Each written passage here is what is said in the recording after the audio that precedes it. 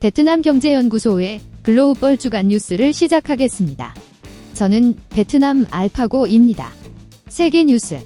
코로나19 사태로 미국과 중국 간의 대립이 격화하는 가운데 중국이 코로나19 책임을 강력히 부인하면서 미국에 보상 요구를 일축했습니다. 미국 의회에서 중국의 코로나19 책임을 묻는 법안이 추진되고 있는 데 대해 중국은 어떠한 보상 요구에 도움하지 않을 것이라며 경고했습니다.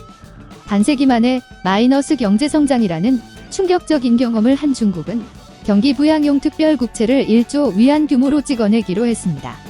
대규모 감세 기조도 이어집니다.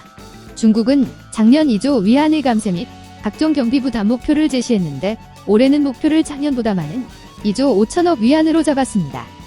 이처럼 중국 정부가 2008년 글로벌 금융위기 극복 때 내놓은 4조 위안 규모의 슈퍼 부양책을 연상케 하는 고강도 경기 부양 패키지를 다시 내놓은 것은 코로나19 충격으로 중국 경제가 전례 없는 위기에 직면했기 때문입니다. 국내 뉴스. 다목적 방사관 가속기가 충북 청주의 유치가 확정되면서 주변 아파트 거래에 불이 붙었습니다. 외지인을 비롯해 지역 주민들의 매수문이 가늘면서 거래가 늘어난 건 물론이고 거래 최고가를 기록하고 있습니다. 현지에서는 이러한 투자를 보는 입장이 갈리고 있습니다.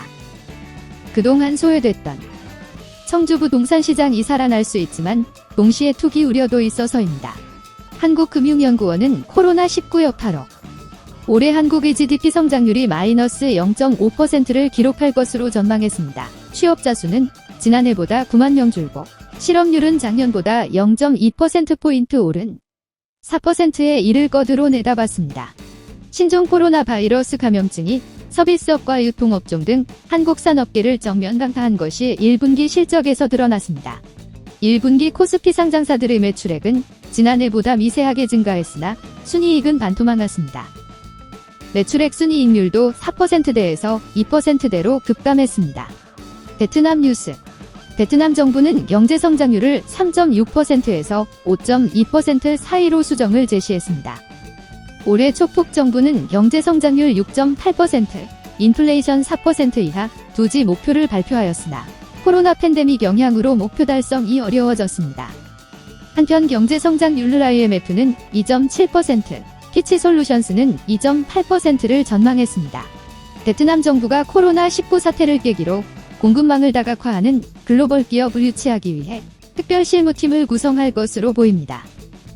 일단 성공적이라고 주장하는 베트남의 코로나 대처와 역풍을 맞은 중국을 탈출하려는 글로벌 기업들의 움직임이 맞물려진 결과입니다. 애플은 이미 무선 이어폰 에어팟 생산량 일부를 중국이 아닌 베트남에 할당할 계획이라고 알려졌습니다. 베트남 공장에서 생산할 에어팟 물량은 300만에서 400만 대로 전체 에어팟 생산량의 30%에 이릅니다.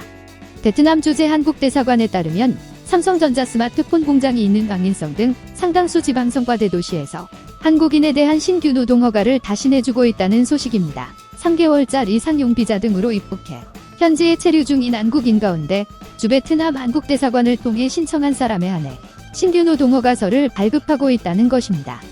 이는 박노환주 베트남 대사와 정우진 총영사, 이재 국무무관 등 대사관 직원들이 각 지방성과 대도시를 일일이 찾아다니며 당국을 적극적으로 설득한 덕분인 것으로 알려졌습니다. 감사합니다. 이상 뉴스 브리핑을 마치겠습니다.